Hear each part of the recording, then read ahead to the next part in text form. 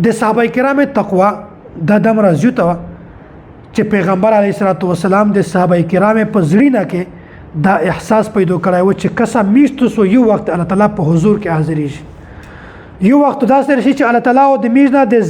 ذره د هر عمل سبو خلی بیا چې کله د دینه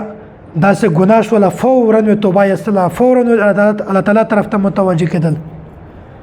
میژ عقیده د صحابه کرام باره کې چې دی محفوظ دي پیغمبرون معصوم دي دینه ګناه کېدلی نشي صحابه کرام محفوظ دي که ګناه ځنه وشي الله تعالی د دوی په نامه اعمال کې پرېږدي نه ختم کوي اواجت څه دی چې د دوی په زړه کې احساس دی دینه چې کله ګناه وشوله دوی ته ندامت ودرېده پریشانه وشول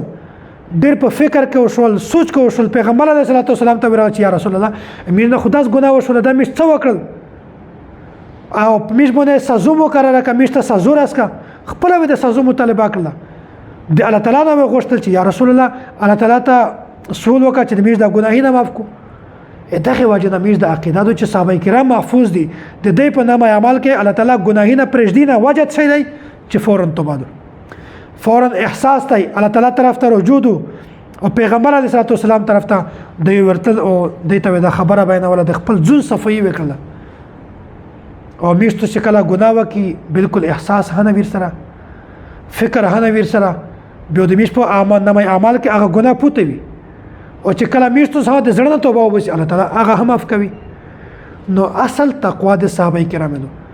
نو مو دا خبره بیان کړې دو چې هر هغه انسان کامیاب دی چې د یو په زړه کې د الله تعالی ډور وي خوف وي چې یو وخت داسې چې زه د الله تعالی په حضور کې حاضر یم بیا دا انسان کله هم ګناهینه ته نشي ورنږدې کړی د ګناهینه د بچ کولو ذریعہ دا دو چې په زړه کې تو ډور وي د الله تعالی ډور وي دا فکر وي دا احساس وي در سره چې یو وخت زه د الله تعالی په حضور کې حاضر شم بیا څنګه ګناه در خشي نو هر انسان ته پوښتنه چې هغه چاره چې هغه خلاف شریعت دی یو تاسو میشتو ټول ځون بچ کوي